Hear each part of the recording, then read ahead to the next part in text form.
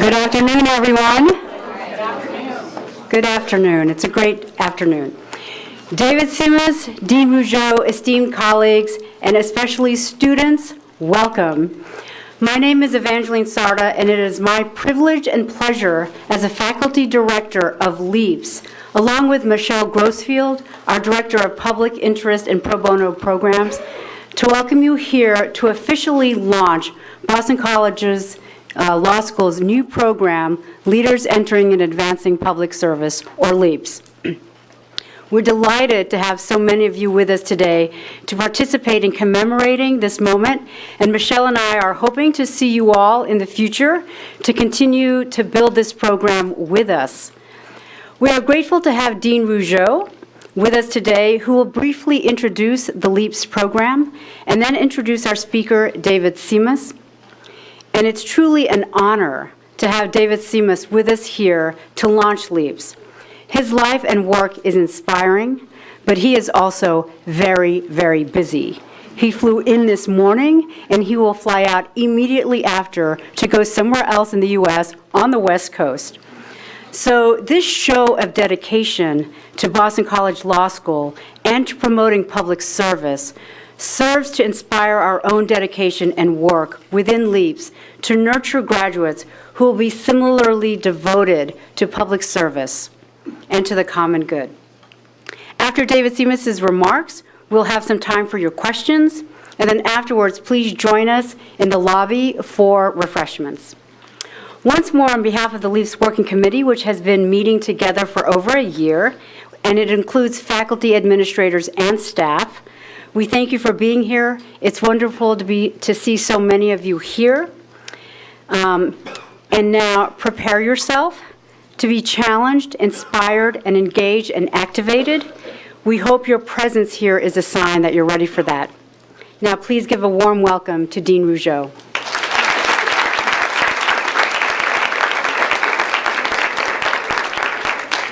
Thank you so much, Evangeline. Hello, everyone. Welcome.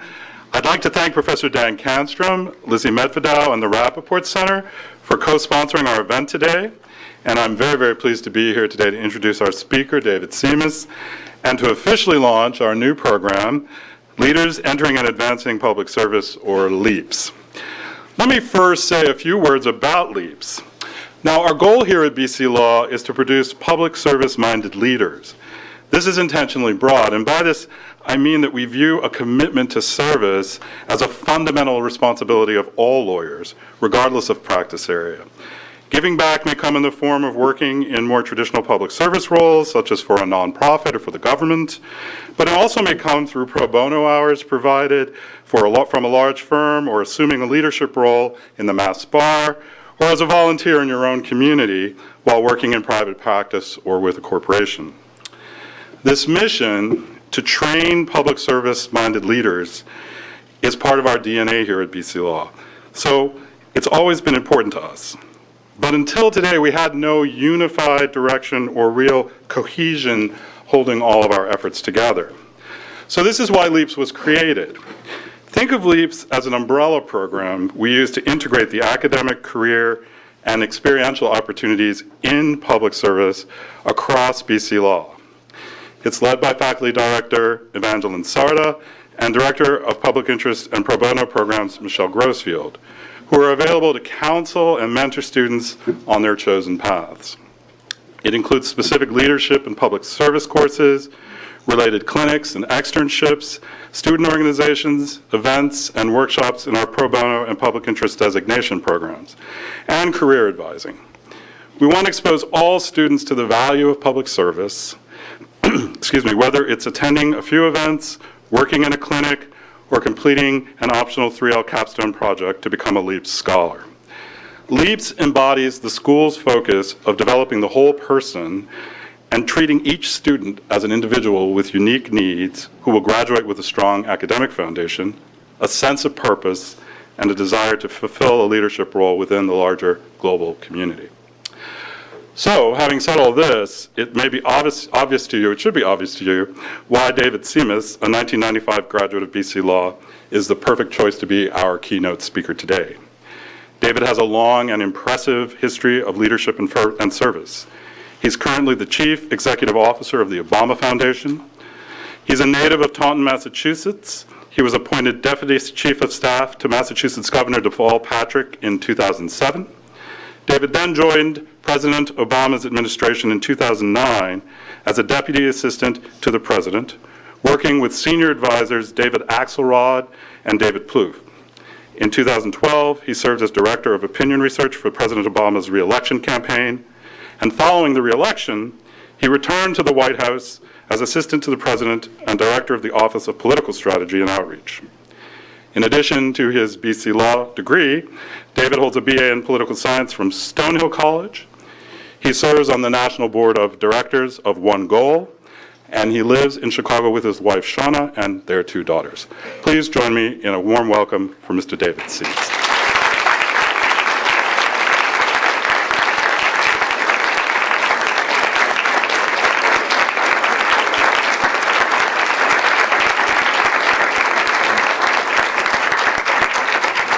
I have to admit that, and in fact I saw some of my professors from my brief tenure here.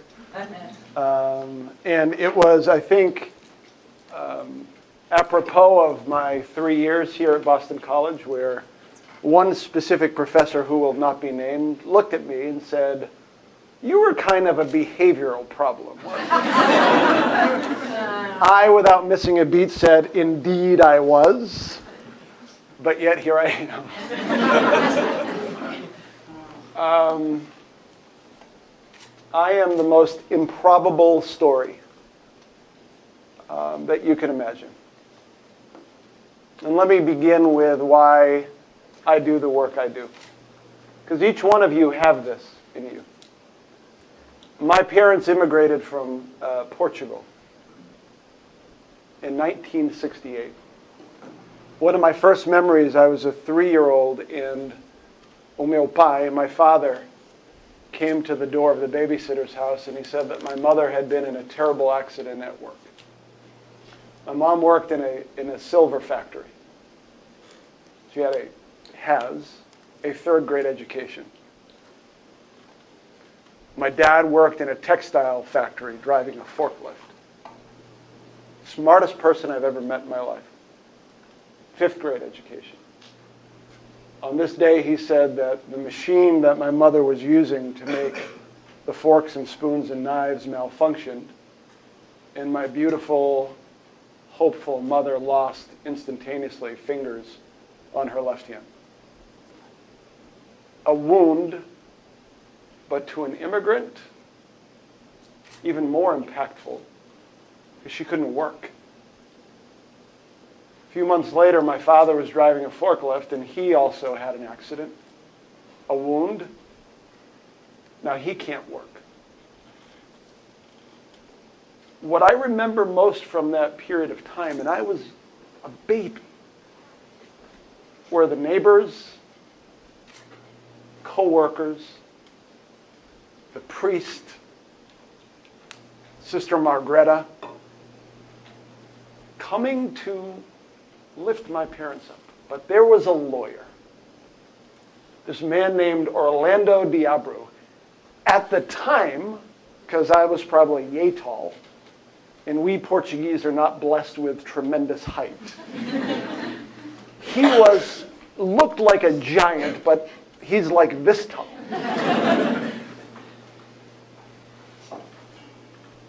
O advogado, o senhor doutor, was my mother's champion.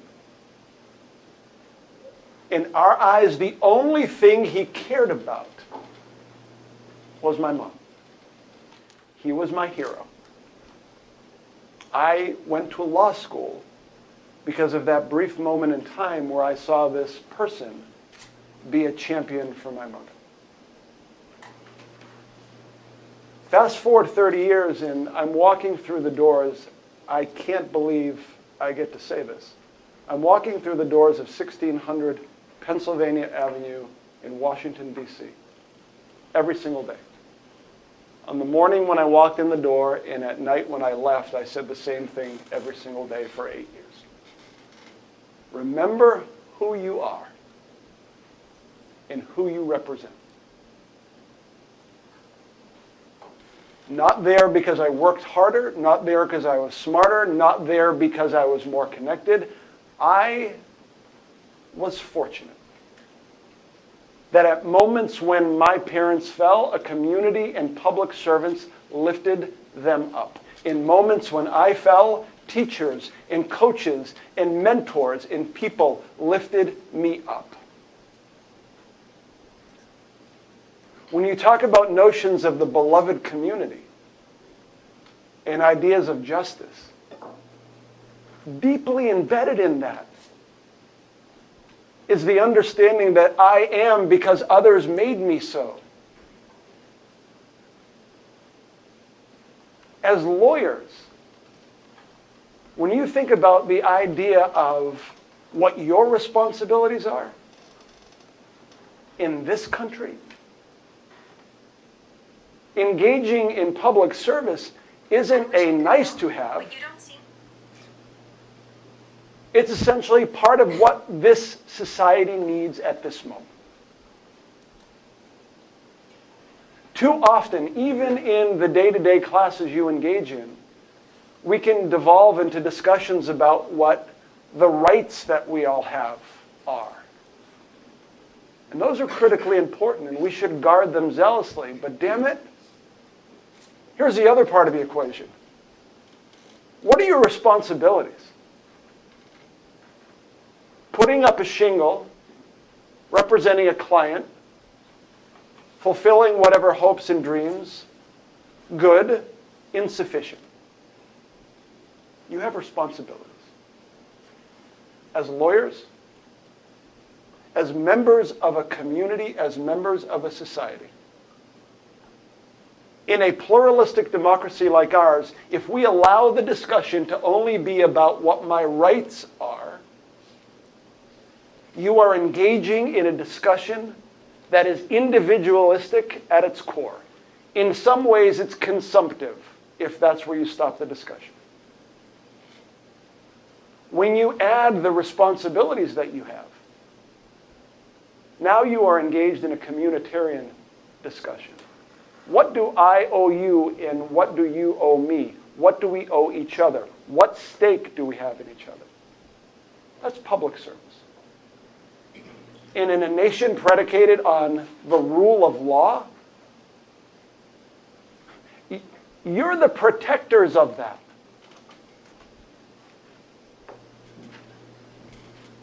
You are as responsible to protect that as a soldier, as a police officer, as a teacher, as anyone else who has a calling in this regard. Which is why when I heard that Professor Sarda and Dean Rougeau were beginning this, even though I'm supposed to be in Oakland in a few hours, I said, well, hell, Jacob, let's go to Boston.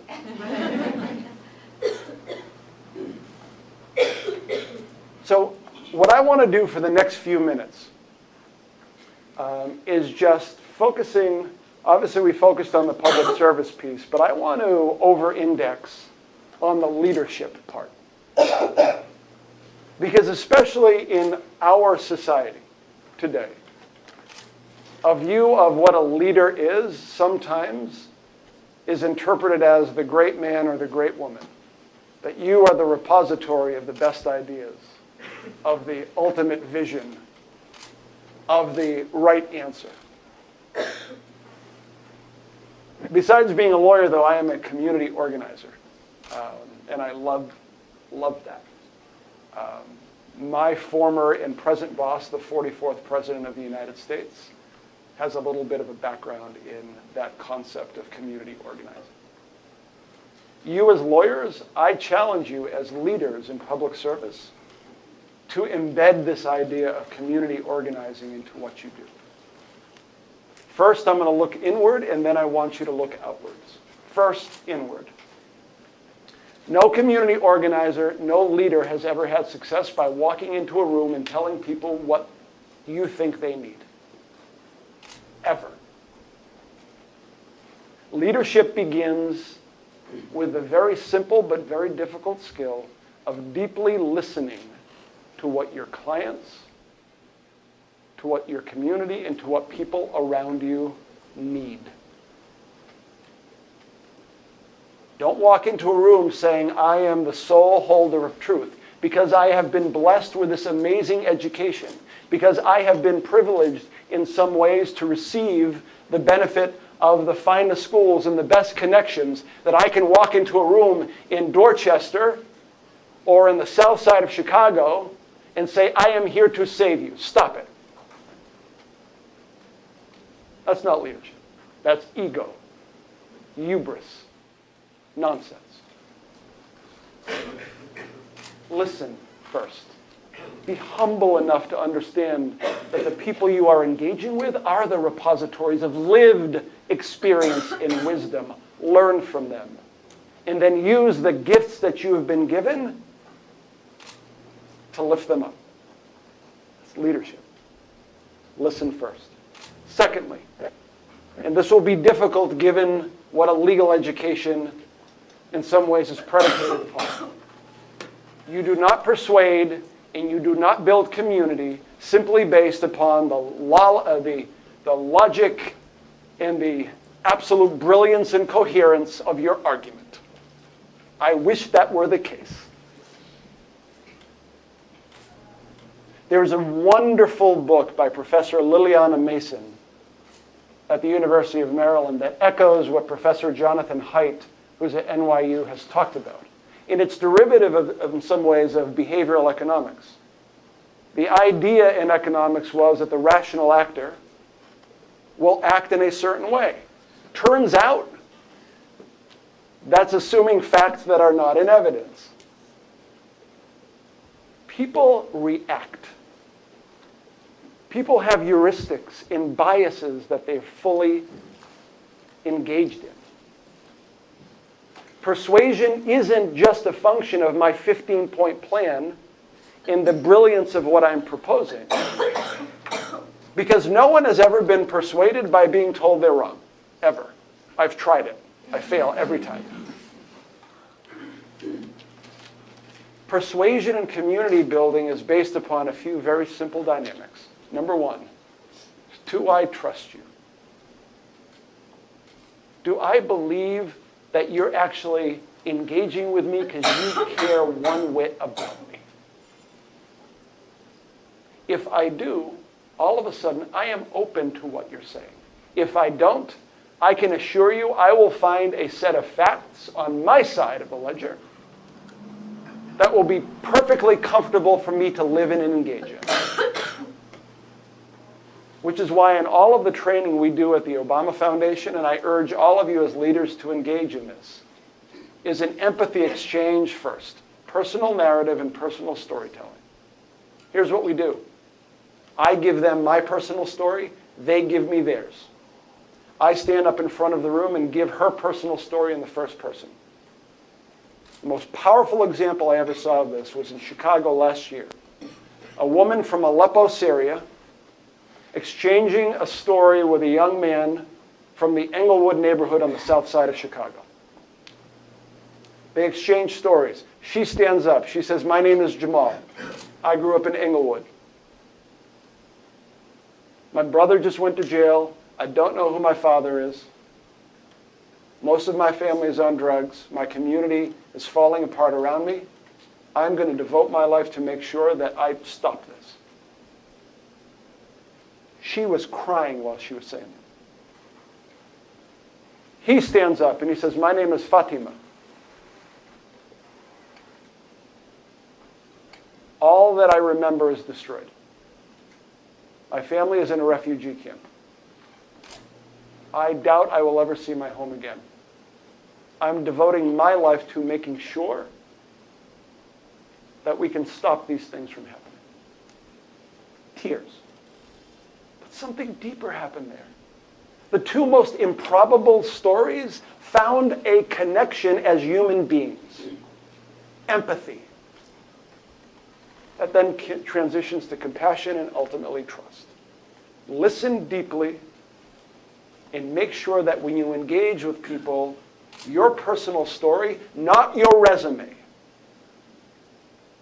not your list of accomplishments, not the rank that you had in school. Who are you? Why do you do the work you do? What is your passion? Now people can begin to connect with you because they see you and you see them. That's the inward piece. Finally, the outward piece. There are 4 basic skills to community organizers, to leaders. I just described number 1, personal narrative. You do not persuade simply by the basis of your argument. You need to tell a story that's deeply rooted in who you are and why you are doing what you're doing. It needs to be authentic. People's BS meter is finely tuned.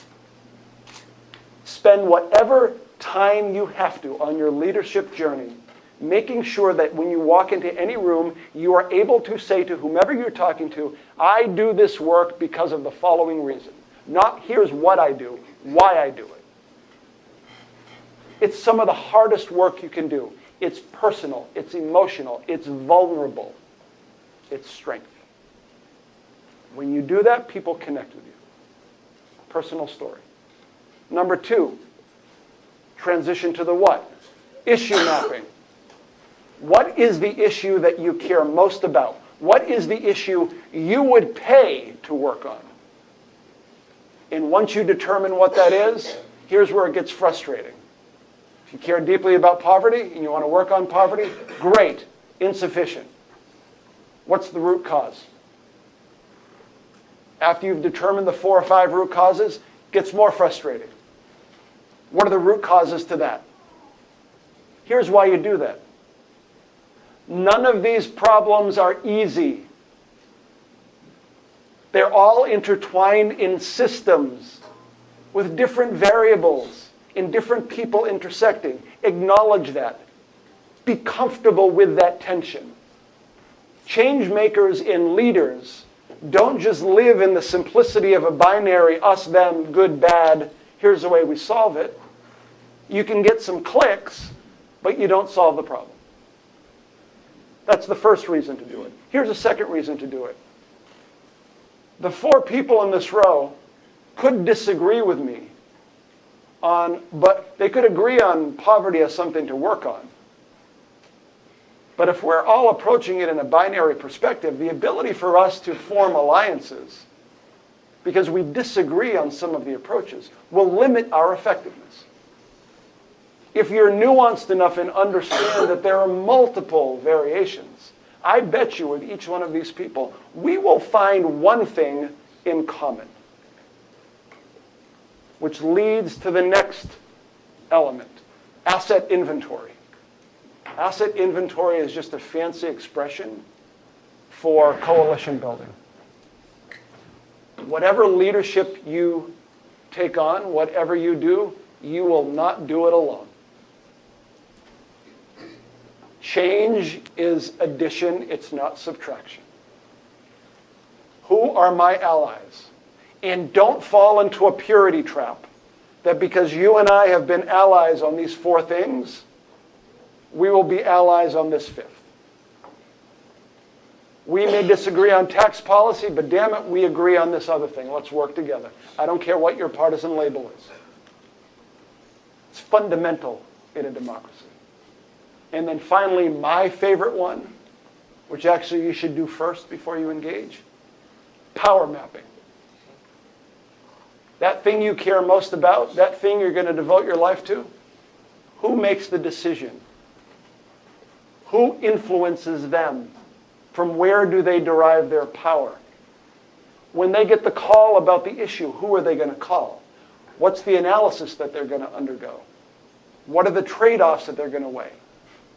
How are they going to weigh either their political, legal, financial, or other imperatives? Live in that space. Understand it cold. Once you've done those 4 things, easier said than done, here's what you have.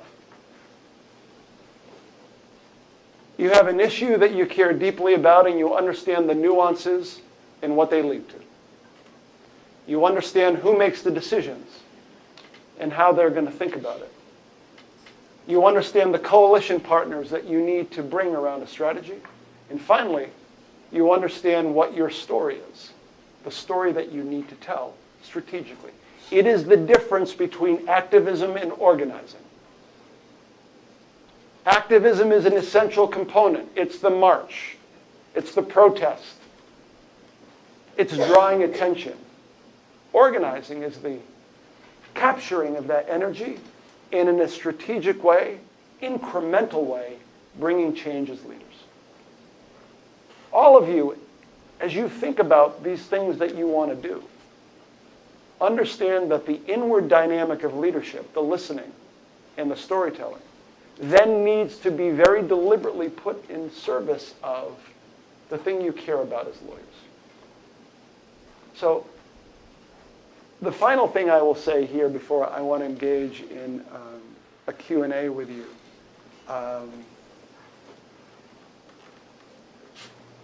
While I have spent most of my life engaged in partisan and electoral endeavors, I want you to know the moment that you're about to go into for this country, and this isn't a matter of left-right, this isn't a matter of Democrat, Republican, this isn't progressive and conservative. This moment is one of the most important moments of the past 100 years in this nation and on the planet. The entire order, be it economic, political, and governmental, that have been the underpinnings, certainly of this country for the past, since World War II, are upended. What's happening today isn't because of a person. What is happening today is symptomatic of massive change. Regardless of your economic beliefs and partisan beliefs, it is true that in an era of profound economic inequality like today, you look at history, this is what happens. In an era where essentially we are closer to one another than ever before because of our phones, our ability to otherize each other is more profound than has ever occurred in human history. Me against you, us against them, black against white, Republican against Democrat. The civic and social fabric is fraying. And in this country, predicated not on a race, not on a religion, not on a nationality, the responsibility of a lawyer,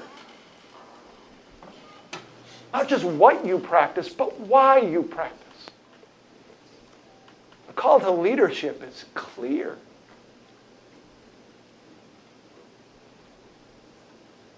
What's going to be asked from your generation of leader is as significant and as important as any others. I'm begging, I'm pleading with you. Do not fall into the easy trap of thinking that you understand anyone else's motivations or assuming that you know why they believe what they do. The risk today is when we divide, even as Americans, ourselves into us against them, good against bad. I don't even know how these people think the way they do. I don't even understand where these people are coming from. I never met anybody who ever voted for Hillary Clinton. I never met anyone who ever voted for Donald Trump. Regardless of your belief in politics in the moment, we tear society apart if we assume that anyone who has a contrary belief is somehow less of an American than you are. Feel deeply about what you do. Keep your principles centered. But don't forget the responsibility of citizenship. As President Obama said, quoting Justice Brandeis, in our democracy, in our republic, the most important office in the land is the office of citizen.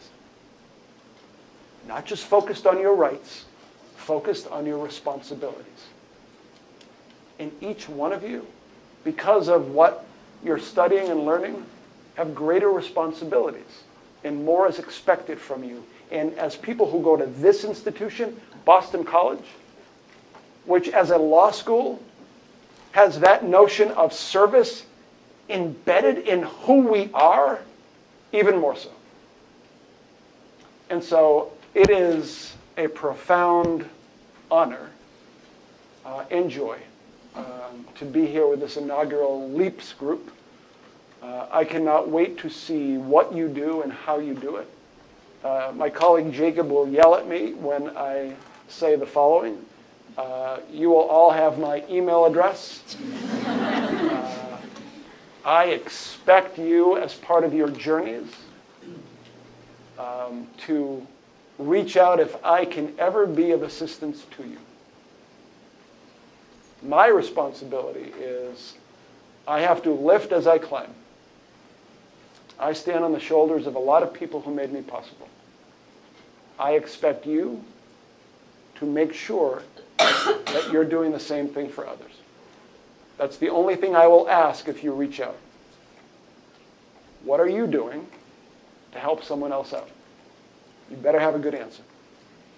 So, thank you, and with that, hopefully I haven't monopolized. You know, you're in Washington for 8 years, you just start like stammering and yammering on and on and on. So let's have a discussion.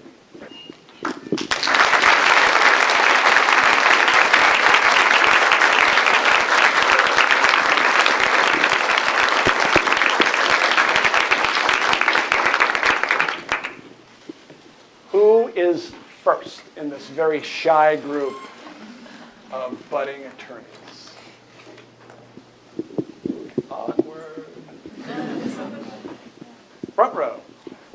That's why I made sure she sat there. It was like a plan.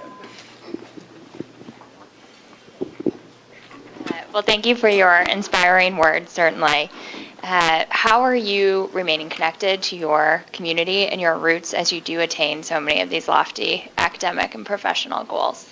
So the question was, how do I remain connected and rooted? One is my wife, Shauna Lynn McCarty, is my best friend and soulmate. We have known each other since we were 14 years of age.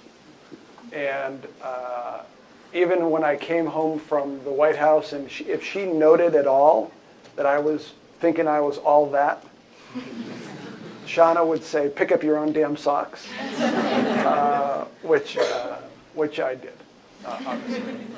The other thing that's very important to me as a practice, it works for me, it may not work for others, but it's important for me. I have a series of personal values that are part of my why and my mission statement, essentially.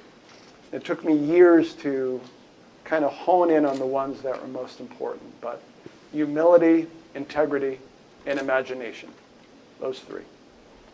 Every night, I will spend a good 20 minutes either journaling or just in meditation, where I will ask, how have I failed on that day in these different values? And every single day, I will find an example of where I did not act with the humility that I profess to. Or, while I believed I was completely filled with integrity, you know, there was a little bullshit going on, right? For me, that act of deep reflection, my wife calls it David's self-flagellation time. God, she can cut. It's like Zorro. Like, I know. For me, that is a really important time, not only for reflection, but then for the discipline that then comes from that. But to be, look, I fail, right? We all do every day. But that's one way that I do it. And, so, thank you. Others? Yes, right there. You were talking about how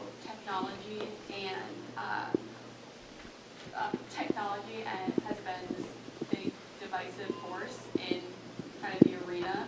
How do you see that also on the flip side, sort of utilizing the very things that are disconnecting us? And I guess this would extend beyond just technology to then kind of bring everything together. Yeah, it is a great question that no one has a good answer to, because I've had the wonderful pleasure of engaging with the folks at Facebook and at Twitter and at LinkedIn and about this question of their role in democracy. Too often the discussions become this interesting discussion about algorithms. Rarely does it ever go into a discussion about psychology. Here's, and this is going to seem far afield, but I am in Massachusetts, so I'm going to go down this path. If I'm walking on the south side of Chicago and I see someone with a Red Sox hat on, even though I have never seen that human being in my life, there is an affinity I feel instantaneously for that person. If I read on a paper about someone who's got a Portuguese last name, I'm happier.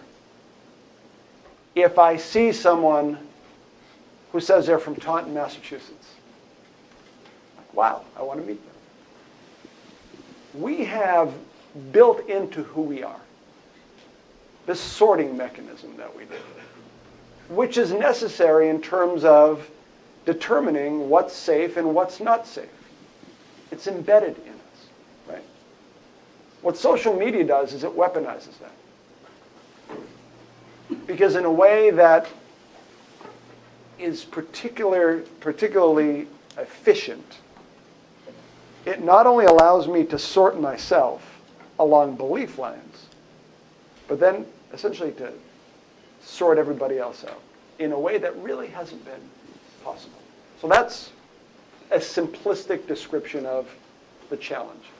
The way we think about it at the Obama Foundation is, imagine if we are training tens of thousands of young people between the ages of 18 and 25 in the basics of community leadership and civic engagement.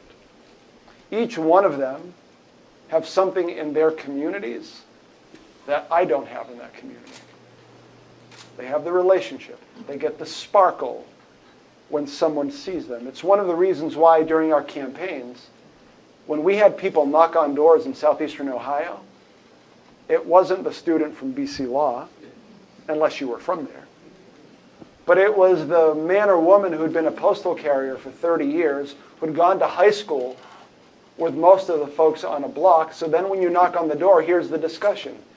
Hi, hey, good to see you, etc. Like, are you here for that Obama guy? Yeah. And then there's this moment of cognitive dissonance, where all the bias, and I don't mean this along racial lines, but just in terms of me against you, all of those biases are temporarily suspended because you're introducing something that's different here. I'm like, okay, I trust you. Why do you believe that this is okay? Doesn't mean I'm going to be persuaded, but that connection that you and I have is enough to open up the aperture a little bit, right? Now, how do you at scale, in terms of new notions of civic leadership at a local level, train a cadre of leaders who understand that and are proficient in that in terms of bridging those divides? That's a theory, right? And there are different groups throughout the world who are doing that. But for me, this is not an algorithm problem. This is a psychology, neuroscience, sociology. This is how we interrelate with each other, right? And they're beginning to get there, I think, as institutions. But one thing that never works, in fact, it has kind of a negative effect, is when you post something as fake news. Like, No, that's not. That's just part of the mainstream media conspiracy calling it fake news. Right? Motivated reasoning is such a powerful thing. And we need to accommodate that. So thank you. Yes, sir. What would you say is the most valuable part of your legal education? So the question, what was the most valuable part of my legal education? Essentially, it was, at least for me, the rigor around questioning every single underlying assumption that really went into digging into case law. For me, that was, even though I bristled at it the entire time, as I'm sure you are aware,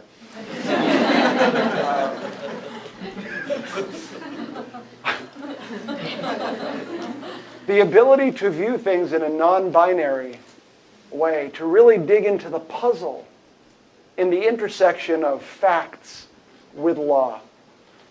And that discipline, the discipline, but then the skill that develops from it. That if I'm sitting in, if I'm sitting, there's a room in the West Wing called the Roosevelt Room. It's gorgeous. It's named after Franklin Roosevelt, Theodore Roosevelt, and Eleanor Roosevelt. And there's this one chair in the middle. It's bigger than the rest.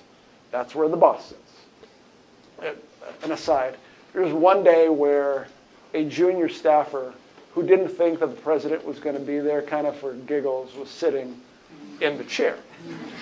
So all of a sudden the door opens, because the Oval Office is here, there's a hallway, then there's the door to the Roosevelt.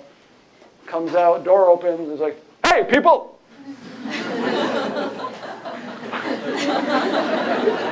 And the junior staffer literally blurted, "Oh shit!" And the President of the United States said, "That's what I'm saying."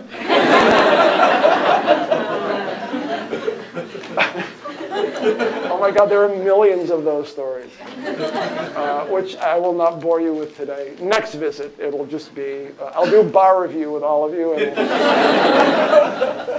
we'll tell stories. You're sitting in that room, and the way President Obama conducts a meeting is this massive Socratic engagement. And if you are in the room, even if you're on the back bench, if you're in the room, there is a reason you're in the room, and so don't hide in your notebook. You're about to be called.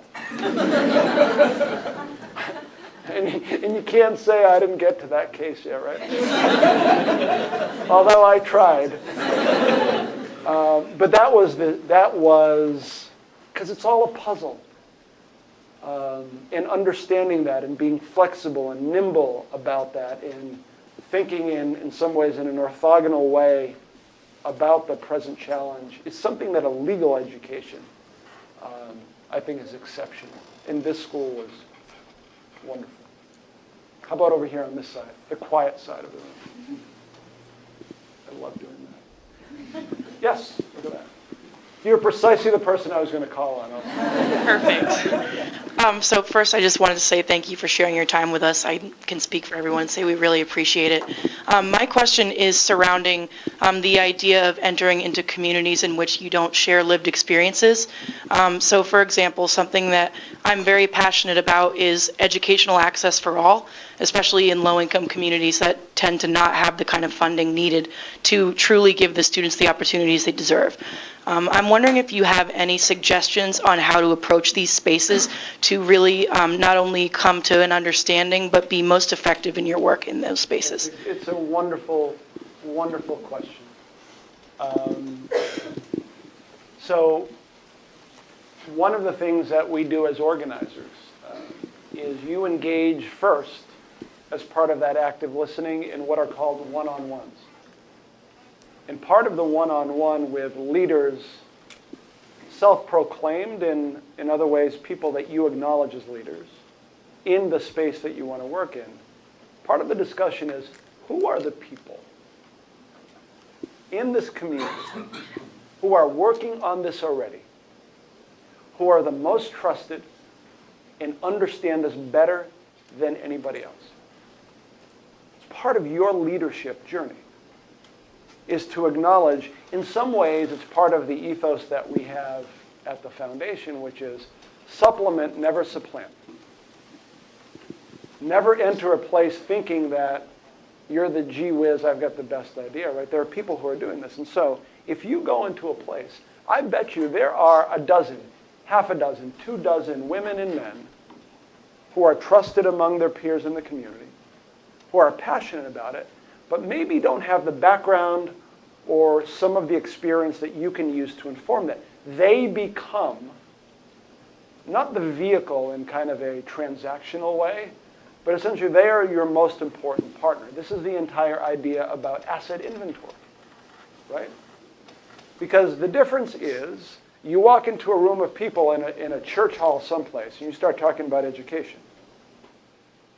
The deep level of skepticism that you're going to be faced with is justified. Who are you to come here? Now, if you, however, instead of you standing up, you've had weeks, if not months, of conversations that are trust-based with someone who all of a sudden, when she stands up in the room, they're like, okay, you have enriched her based upon the thing that you bring to the table that she did not have. Then, Peter Levine at Tufts talks about organizing through what's called DCR. I reverse it to begin with the R. So it's relationship, discourse, and collaboration. The relationship you build with that trusted validator is primary. The discourse that you engage with her in transitions you from empathy to trust, because she is going to be very skeptical of you. You need to be a servant to her. And then collaboration is when everybody else around her and you see, oh my God, she's actually different than what I expected her to be because she is doing the work with someone I trust. Right? In some ways, these are simple notions. They take a long time because we are complicated. But that's the way I would recommend you approach that if it makes sense. So. In the back. Going off that question, especially as a young attorney, how did you know, or in what step did you share your own story with that client? Yeah. So I worked in a small law firm in my hometown. 4 lawyers. They were real lawyers. I was a hot mess, which is part of my story.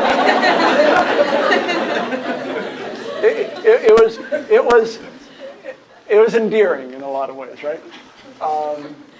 But the one thing that I was really good at was in that connection with that client, the Portuguese immigrant, or the woman who had been harassed. I felt tremendous comfort in basically occupying that space with them.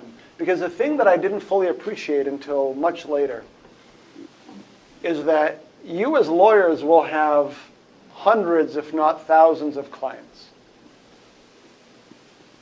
For that client,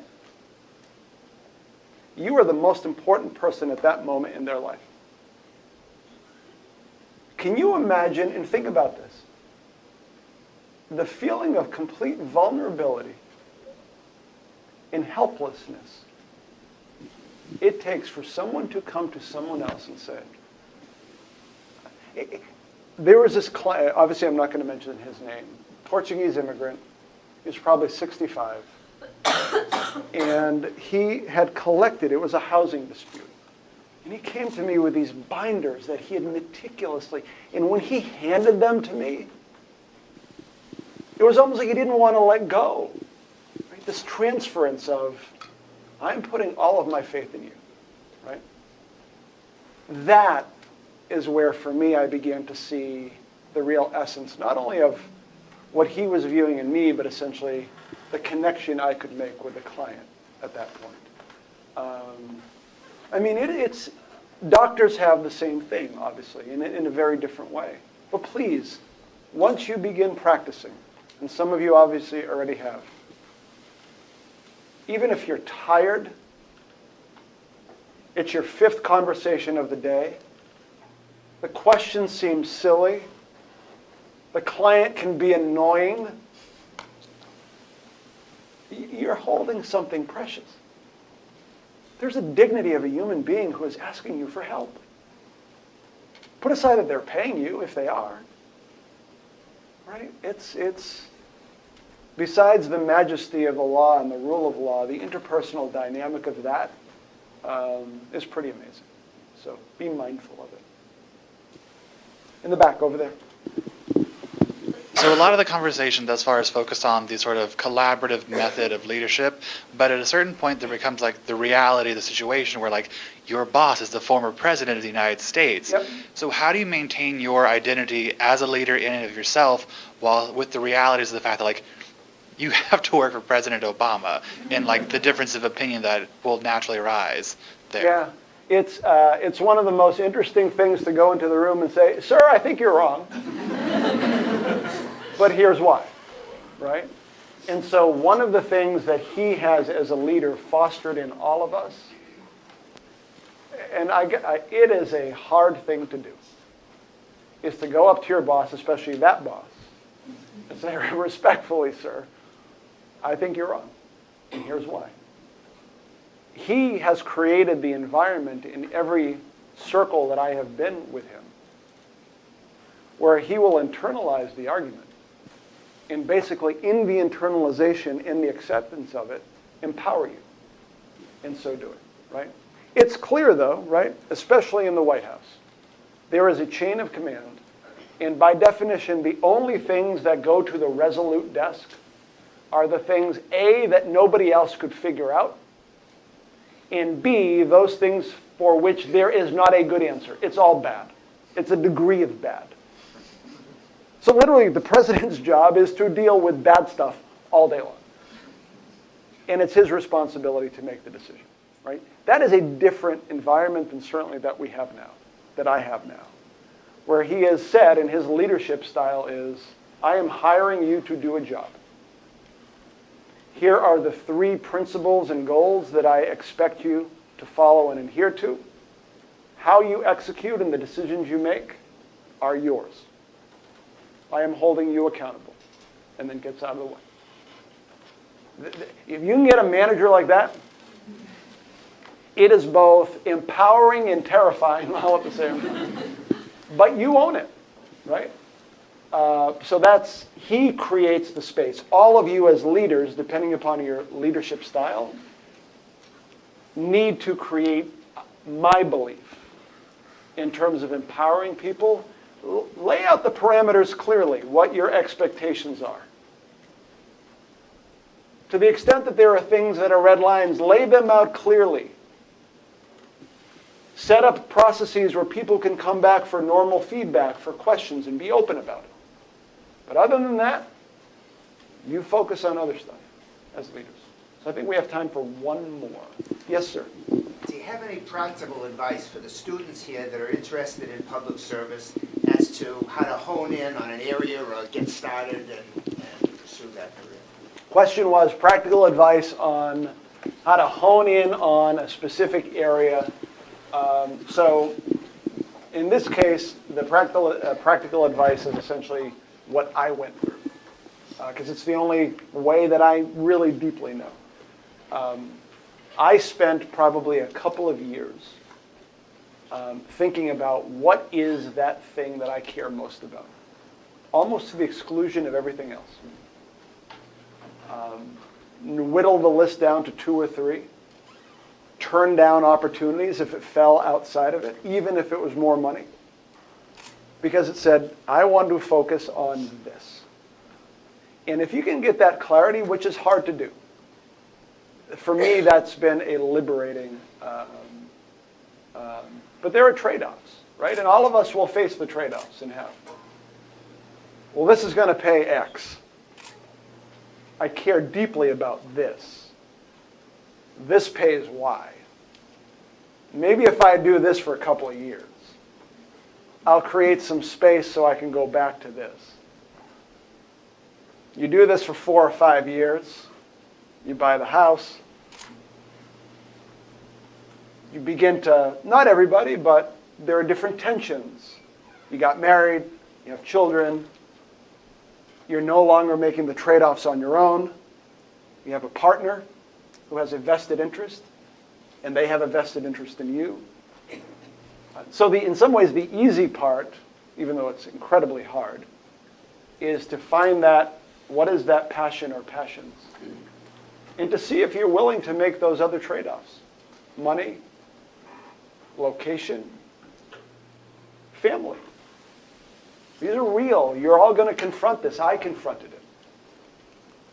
I wondered today, because I was at a point in my life when I began to work for Governor Patrick where I had lots of flexibility.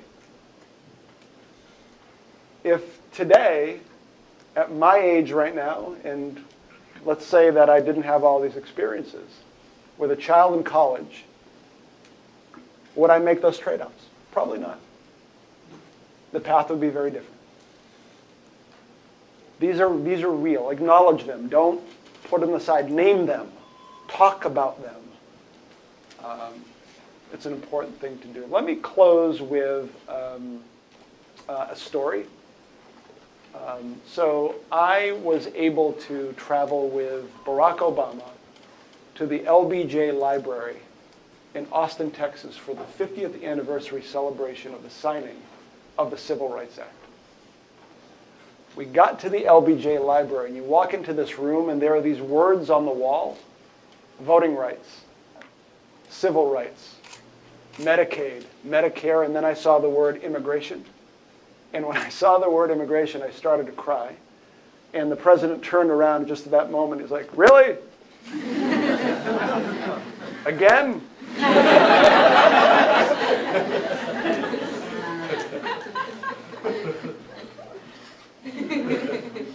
The Immigration Act of 1965 was why I was standing there as an assistant to the President of the United States. I walked down the hall into this room, and there was a gospel singer, a woman named Mavis Staples. Miss Staples was watching a video of herself singing at a freedom rally in 1963. And standing behind her in that room was my hero, Congressman John Lewis. And I don't know if you've ever heard him talk, but he's got this voice. And he was saying in that cadence of his, what a wondrous thing it is that I'm about to introduce Barack Obama on this day. And he was filled. An hour later, after the president gave his speech, there were 10 people in a semicircle who had written him a letter about the Affordable Care Act. And the first woman in line saw him and started to sob. And she said, "Mr. President, my little boy is alive today because of you." She repeated that over and over again. And then obviously her vision was obscured by her tears because she turned to me and said, "Young man." Really? She said, "Young man, do you work for the president?" I said, "Yes, ma'am, I do." She said, "My little boy is alive today because of you." On the flight back to Washington, I was reflecting on that hour and a half in my life. And my takeaway was the following. It wasn't because of Lyndon Baines Johnson or a Congress that the Immigration Act of 1965 passed. It was because of hundreds of thousands of people in communities throughout the country and lawyers who said there has to be a better way. They did it. It wasn't because of Lyndon Johnson in a Congress that the Civil Rights Act of 1965 passed. It was because of people like John Lewis standing on a bridge in Selma, Alabama, not knowing if he is going to be killed for an idea. And millions of people like him, they did it. And it wasn't because of Barack Obama, and it certainly wasn't because of me, that this woman's child is alive. It's because at a moment in time, there were millions of people who said, yes, we can. And for that brief moment, we were able to do something that reflected what they want. Leadership is never top-down. It is always bottom-up. It's always people who find that thing they care most deeply about and build community to make the world better. For me, the most important line from Barack Obama ever is when he was talking about change. He said, we are the ones we have been waiting for. We are the ones we have been waiting for. We are the change that we seek. Don't look to your left. Don't look to your right. Look to yourselves. You're going to begin this program now as leaders. You have an awesome responsibility to make your community and your country better. And given where you are, I have no doubt that you will do that. Congratulations, and let's get to work.